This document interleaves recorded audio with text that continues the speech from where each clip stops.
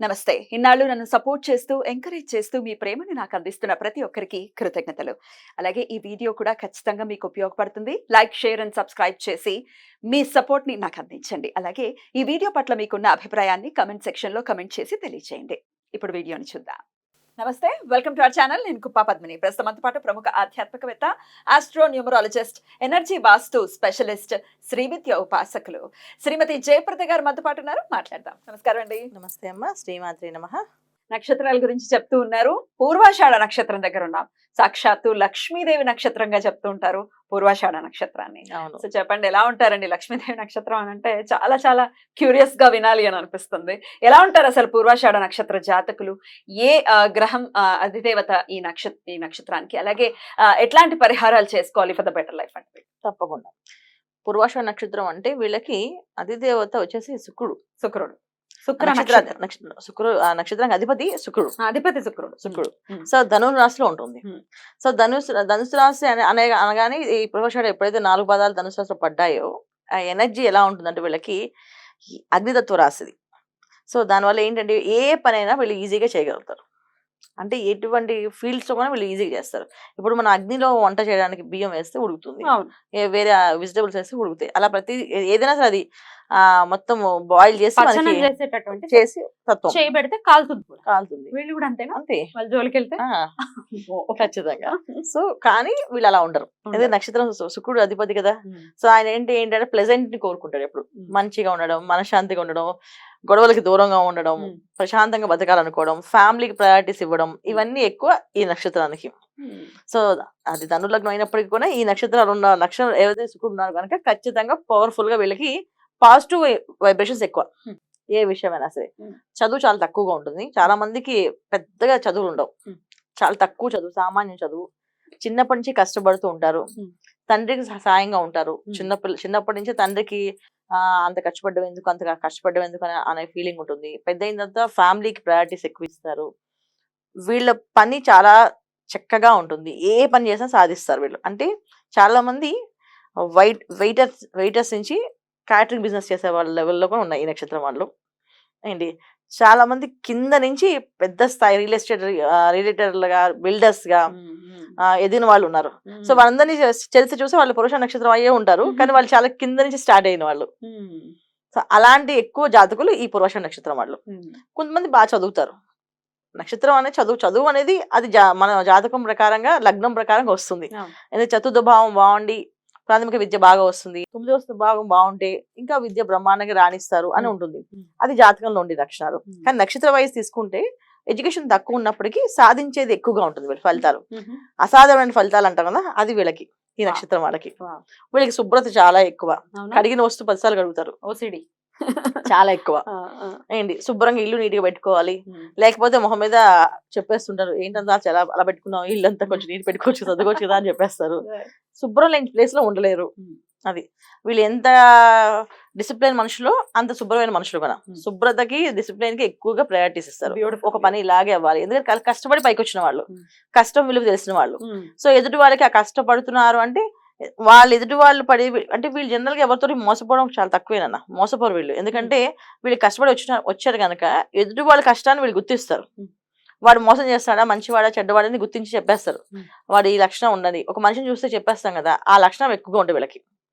ఈ మనిషి కరెక్ట్ కాదు, ఈ మనిషి రాంగ్, నాకు అనిపిస్తుంది, నాకు ఆ థాట్స్ కనిపిస్తున్నాయి అని చెప్పేసి అంటారు. సో ఇలాంటి లక్షణాలు ఎక్కువగా ఈ పూర్వాషాఢ నక్షత్రం వాళ్ళకి ఉంటాయి.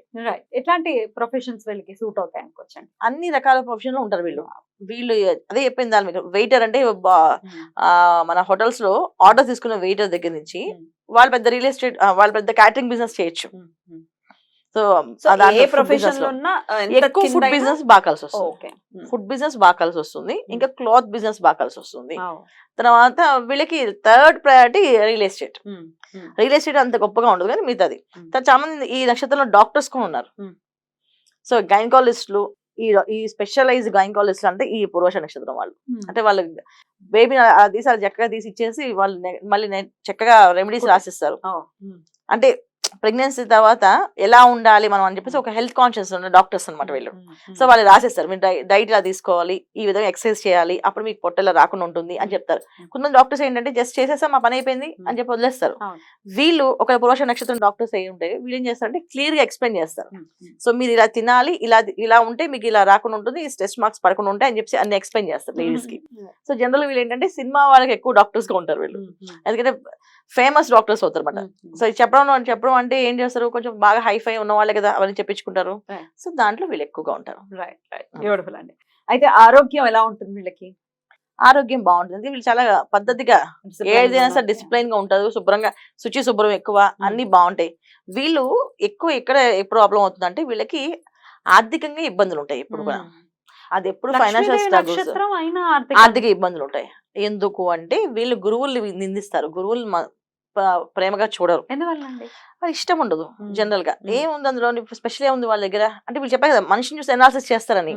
సో అలాగా ఓకే ఆయనకి ఏదో స్పెషల్ ఉంది అని చెప్తున్నారు, దాని పెద్ద మనం పాటించిన రూల్ ఏముంది? ఆధిపత్య పోరు ఉంటుందని అనుకోవచ్చు, ఎందుకంటే శుక్ర నక్షత్రం, శుక్రుడు దైత్య గురువు కదా, ఏమో గురువు రాశిలో ఉన్నారు. మిస్ మ్యాచ్ వల్ల ఇలా మాట్లాడుతున్నారని అనుకోవచ్చా? అలా అనుకోవడానికి లేదు, ఎందుకంటే శుక్రుడు వెళ్ళి మా మీనంలోనే ఉచ్చి పొందుతాడు. సో శుభగ్రహాలు వాళ్ళు రెండు పూర్తి శుభగ్రహాలే జాతకంలో, వైరం ఏం కాదు. కాకపోతే ఏంటంటే నక్షత్రంలో ఉండే తత్వం అగ్నితత్వ రాశి తత్వం ఉంది. సో అగ్నిదేవుడు కొంచెం అహంకారం కలిగి ఉంటాడు కదా, అగ్నితో రాసి కనుక అగ్నిదేవుడు కొంచెం అహంకారం ఉంటుంది, ఆ అహంకారం వెళ్ళలో ఉంటుంది. సో మనకు అన్ని విషయాలు తెలుసు కదా, తెలిసినప్పుడు వాళ్ళు నమ్మడం ఏంటి, వాళ్ళు నమ్మి వాళ్ళు ఫాలో చేయడం ఏంటి? సో అదేదో తెలుసుకుని చేస్తున్నాం కదా అనేది. సో అందరు విమర్శిస్తారు, కొంతమంది విమర్శించే వాళ్ళకి ఎఫెక్ట్ అవుతుంది, విమర్శించలేని వాళ్ళకి బాగుంటుంది. చాలా మంది ఏంటంటే గురువులు నమ్మడం కానీ వాళ్ళకి నమస్కారాలు చేయడం. సో ఒక దత్తాత్రేయ స్వామి దగ్గరికి వెళ్ళాలి అంటే మనం ఎంతమంది గురువులు నమస్కారం చేస్తే ఆయన రాణిస్తాడు ఆయన దగ్గరికి. ఆయన బోలదత్తం పిలవగానే దత్తుడు వస్తారంటే వస్తారు, ఎవరికి భక్తి ఉన్న వాళ్ళకి వస్తారు, అంతే భక్తి లేని వాళ్ళకి కాదు కదా. సో నాకు ఏదో గురుభక్తి కావాలనుకుంటున్నా, వాళ్ళ నుంచి రమ్మన్నారు గుడికి, నేను వస్తున్నాను స్వామి అంటే ఆయనే పట్టించుకుంటాడు. సో మనం ఇంట్లో నుంచి ఆ పద్ధతి డెవలప్ చేయాలి. అంటే ఎలా అంటే తండ్రి ఫస్ట్ గురువు. సో తండ్రికి నమస్కారం చేయడం, తండ్రితో ప్రేమగా మాట్లాడడం, తర్వాత వీళ్ళకి తల్లిదండ్రుల తర్వాత భార్యను గౌరవించడం. పూర్వష నక్షత్రం అబ్బాయిలు అయితే భార్యను గౌరవించాలి. సో భార్య చెప్పిన మాటలు వినాలి, ఆయన చెప్పిన సలహాలు వినాలి. అలాగే భార్య అనుకోండి భర్తని గౌరవించాలి. సో భర్తని ఎప్పుడైతే గౌరవిస్తుందో అప్పుడు వీళ్ళకి సక్సెస్ వస్తుంది. లేకపోతే వీళ్ళకి ఎన్ని తెలివితేటలు ఉన్నా నెగిటివ్ ఎనర్జీ ఎప్పుడు కూడా అది కొంచెం అహంకారం అనేది వీళ్ళకి అది వచ్చేస్తుంది ఆటోమేటిక్, దానివల్ల వాళ్ళు ఇబ్బంది పడతారు. ఫైనాన్షియల్ ఎప్పుడు స్ట్రగుల్స్ దీని వల్లే వీళ్ళకి. చెప్పినటువంటి విషయాలు డెఫినెట్ గా మనసు పెట్టుకుని మార్పులు లైఫ్ స్టైల్లోను పద్ధతిలోను మార్చుకుంటే డెఫినెట్ గా డిఫరెన్స్ ఉంటుంది అని చెప్తున్నారు. తప్పకుండా. మరి ఒకవేళ మీది పూర్వాషాఢ నక్షత్రం అయితే మీకు ఎలా అనిపించిందో కమెంట్ సెక్షన్ లో నాకు తెలియజేయండి. ఆల్రైట్ అండి, ఇక నెక్స్ట్ ఎపిసోడ్ లో ఉత్తరాషాఢ నక్షత్రం గురించి మాట్లాడుకుందాం. Thank you so very much అండి. నమస్తే. నమస్కారం. శ్రీమాత్రి నమః.